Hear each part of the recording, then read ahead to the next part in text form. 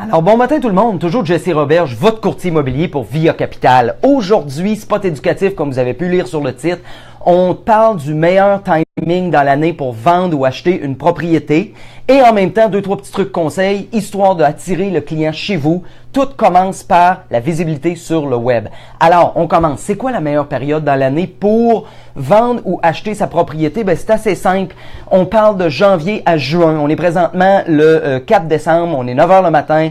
On prépare la saison 2018. On décolle l'année en force. Autrement dit, la question m'est toujours posée, c'est quand est-ce, Jesse, le meilleur temps? L'immobilier est-tu bon, c'est un site, etc.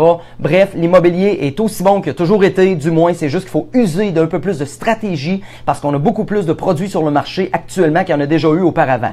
Du moins, pour faire une histoire courte, voici la raison. Puis je pense que ça doit probablement être isolé au Québec uniquement, la raison pour laquelle le boom immobilier, si je peux me permettre de l'appeler comme ça, est strictement du 1er janvier, 1er, 2, 3 janvier, tout de suite après la période des fêtes, après la rentrée scolaire, aller jusqu'au 30 juin, 1er juillet. À partir de là, on pogne un plateau neutre, tout tombe au neutre, autrement dit, aller jusqu'à la saison prochaine qui se trouve être septembre à décembre. Bref, on va regarder un peu les deux périodes.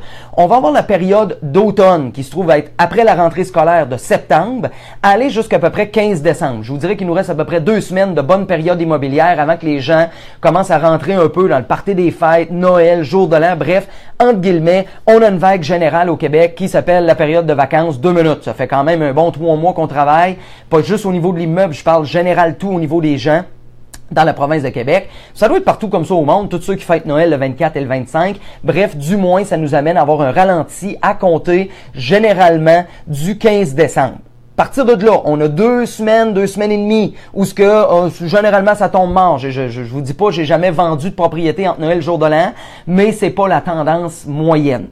Par la suite, on redécolle en Lyon, on redécolle en force à compter du 1er janvier au matin. Et non, c'est pas vrai. Peut-être le 2, le temps que le monde dégrise un peu, du temps des fêtes, etc. La rentrée scolaire, bref, les gens allument pour dire tabarnouche, je sais pas si c'est un vent dans l'air, du moins, les gens ont tous une tendance à vouloir lister leur propriété ou de acheter ou acquérir leur future résidence de rêve à compter du 3 janvier au matin.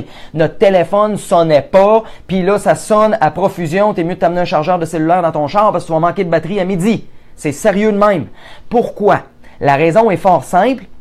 La Régie du logement au Québec exige et oblige que les baux, au niveau des acheteurs de première maison, je recule à la base, un acheteur qui est en appartement, l'acheteur de première maison, a un bail jusqu'au 1er juillet. Alors, le propriétaire du logement, le propriétaire de la bâtisse où il habite, a légalement, selon la Régie du logement du Québec, entre le 1er janvier et le 1er mars pour envoyer son avis de renouvellement. Et le locataire a 30 jours suivant la réception pour dire oui, je renouvelle ou non, je renouvelle pas. Alors, la panique pogne au niveau des acheteurs de première maison. Puis ceux qui veulent un spot éducatif, allez voir sur ma page, je l'ai mis en pin sur le dessus. Acheteurs de première maison, je vous invite à aller voir mon spot éducatif de ce côté-là, histoire de vous donner une tête, les acheteurs de première maison, pour pas faire une gaffe, autrement dit, immobilière, parce que la panique vous pogne. À compter du 3 au matin, vous recevez votre avis de renouvellement. Votre propriétaire, vous avez 30 jours pour y donner la réponse. Alors, boum, on décolle, on n'a pas de préapprobation. Bref, on patine dans la neige mouillée. Ça n'a pas de maudit bon sens. Alors, faites ça adéquatement. Allez voir si vous êtes acheteur de première maison. Allez voir mon spot éducatif. Je l'ai mis en pin. Je l'ai attaché, là, je sais pas comment il appelle ça. Du moins, sur ma page Facebook, la première vidéo que vous voyez en haut. Du moins, faire une histoire courte. L'acheteur de première maison, lui, généralement, pour vous, les vendeurs, que ce soit vendeur avec un courtier ou vendeur au sein privé, quand est-ce que l'acheteur vous achète? Généralement, il va vous acheter entre le 1er juin et le 1er juillet, à quelque part dans ça. Hein? Même si son bail vient à échéance le 1er juillet, des fois, il y en a qui préfèrent payer en double. Quand je dis payer en double, ça veut dire 1 mois de loyer et 1 mois d'hypothèque, autrement dit, histoire de se donner le temps tranquillement de déménager, faire quelques réparations, peinture. Bref, une journée qui pleut, on décide qu'on déménage pas, on va repousser ça à la fin de semaine d'après. Bref, ça nous laisse un 30 jours pour faire une transition douce. Autrement dit, le vendeur, si vous listez votre propriété, surtout si vous êtes dans le 250 000 et moins, qui se trouve à être, selon la Chambre d'immeubles de Québec, le produit moyen vendu, qui veut dire monsieur, madame, tout le monde. Alors, bref, si vous êtes dans le 250 000 et moins, attendez-vous d'avoir un projet de vente pour le 1er juillet. Parce que l'acheteur de première maison vous a acheté pour le 1er juillet. Alors, vous êtes à la rue. au 1er juillet. Vous allez acheter votre future résidence, à moins que c'est un cas de séparation, vous en allez en appartement pour le 1er juillet. Même si vous partez en appartement, ça va être pour le 1er juillet pareil. Alors vous achetez pour le 1er juillet, vous mettez quelqu'un à la rue pour le 1er juillet, que lui achète pour le 1er juillet, que lui met quelqu'un à la rue pour le 1er juillet. Et ça fait une chaîne comme ça. Autrement dit, alors faites attention, si vous listez votre propriété en plein, je dirais n'importe quoi, les vacances de la construction, c'est pas là le meilleur timing. À compter du 1er juillet, première des choses, il y a eu tellement la grosse effet de masse que tout le monde au Québec a véhiculé ou ventilé son projet pour le 1er juillet. À partir de là, il y a deux facteurs. Tout le monde a fait son move, alors il en reste plus à faire des moves. Et deuxième des choses, on embarque dans le mode vacances. C'est plate, mais au Québec, il fait fret l'hiver. Alors à ce moment-là, quand on arrive à l'aube du 1er juillet, dès que la période scolaire est finie, là, c'est le terrain de jeu, le camp d'été, le patro, les vacances de la construction, le barbecue, la terrasse, la bière, le vin rosé le soir. Bref, pour faire une histoire courte, ça tombe au ralenti. Même nous autres, au niveau des courtiers, on tombe un peu au ralenti parce qu'on a tellement travaillé entre janvier et juin pour combler cette masse de gens-là qui ont besoin d'un projet pour le 1er juillet. Alors bref, pour faire une histoire courte, ne listez pas votre propriété pensant de la vendre. Je vous dis pas de pas la lister dans les vacances de la construction, mais pensez pas de la vendre au 1er août si vous listez le 22 juin ou le 22 juillet. Pensez pas de la vendre pour le 1er août à moins de mettre un prix ridiculement bas.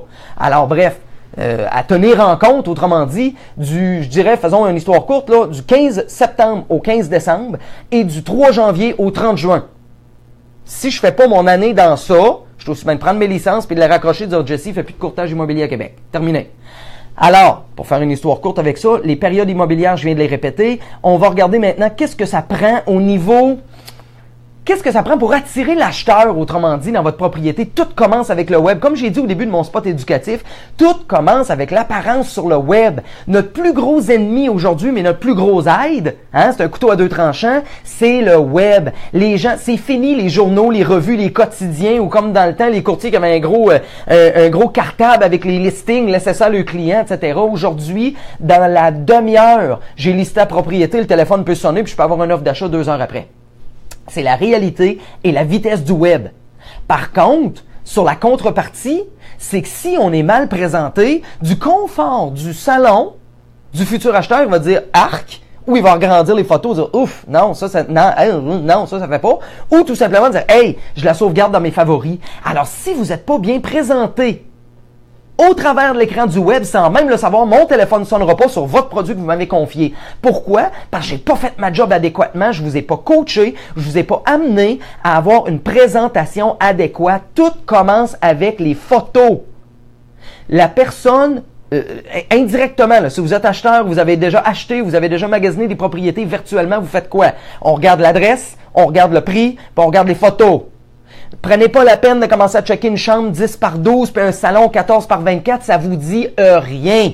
Ça vous dit rien, il faut rentrer dans la propriété, il faut voir, il faut imaginer ces meubles sur place. Par contre, ce que vous regardez, c'est la présentation visuelle. Je suis désolé pour oui ou non de mon industrie, c'est pas la première fois que vous m'entendez le dire. Le courtier qui sort sa Quick Pix de Canon ou qui prend des photos avec son cellulaire, il est out. Puis ce qui est fâchant dans ça, c'est qu'il charge le même prix que le courtier qui prend un photographe professionnel à 150$ avec des photos HDR, du High Dynamic Range, des photos haute définition, grand angle.